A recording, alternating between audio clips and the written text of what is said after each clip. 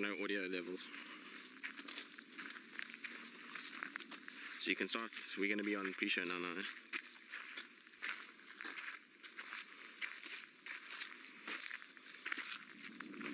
We'll just go slowly.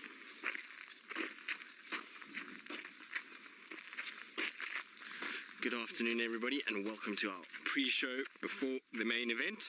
So we are out on our bushwalk this afternoon, and I think we're going to go and try to see if we can find any signs of Mvula. So we've got Rexon with us and Craig, and we're going to go and head out into the area where I left him this morning to see if maybe we can pick up on where he ended up.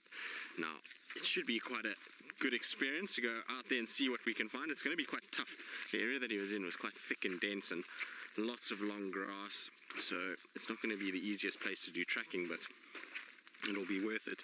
It's going to be a lot easier for us to get in there and try to see if we can find him than it will be for vehicles. So that is the plan. It's also quite a warm afternoon, so it'll be nice to get into the thicker areas with a bit of shade and try and find some shady areas to walk in.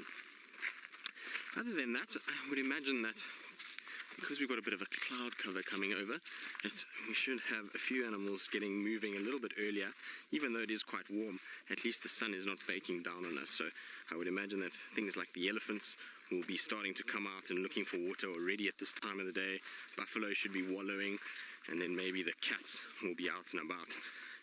I'm sure that we had those lion tracks this morning, and I thought they went into Torchwood, but funny enough, the lions that they found were not the same. They weren't even from the Nkahuma pride. It sounds like it was the Torchwood pride that was found on Torchwood, funny enough.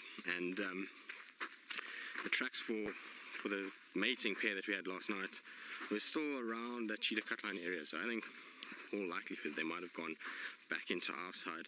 But because the vehicles had been driving up and down there, quite difficult to see what was going on. What do you think, Craig?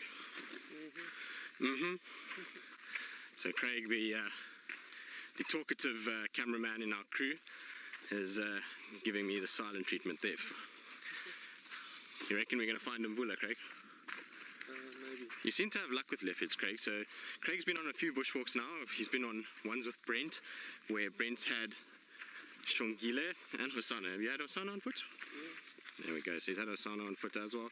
So we need to add to your leopard repertoire on bushwalk. So let's see if we can find a big male and stop playing around with the youngsters. Let's see if we can find him. Now, Mvula is a nice leopard to find on foot. Well, there's a nice European roller there. So sometimes it's good to have a few birds as well. It's sitting on its perch, which is quite nice because at this time with bushwalk, generally you find that the birds end up flying away from you. So quite nice to see the European roller just sitting perched on his little branch.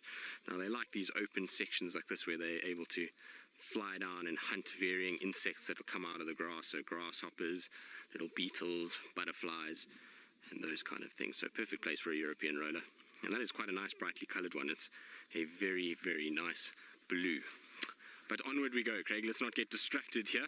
I think even though birds are really, really nice and it's always good to look at them and appreciate them, we need to get into the area where we think Mvula might be so that we can start getting onto this tracking, because this evening with this cloud cover I think it's going to get dark a little bit earlier, so we're going to need to start thinking about getting tracking early if we have any hope of finding him.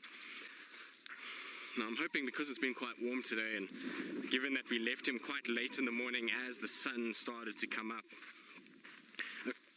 out of the clouds, that I don't think he would have gone too far. I think he would have probably stayed fairly close to where he was, and he was sniffing around quite a bit. I don't know if he picked up the scent of maybe another leopard or if there was some sort of smell of food around, because he was in around this big jackalberry and the hyena came in, and so I would imagine that maybe there's something that he picked up a scent of, and that's why he's in that area. So hopefully we'll be able to find him and see what he was up to. Wouldn't it be nice if we found him on a carcass? He was a little bit thin this morning, so it would be good if he was ready and full.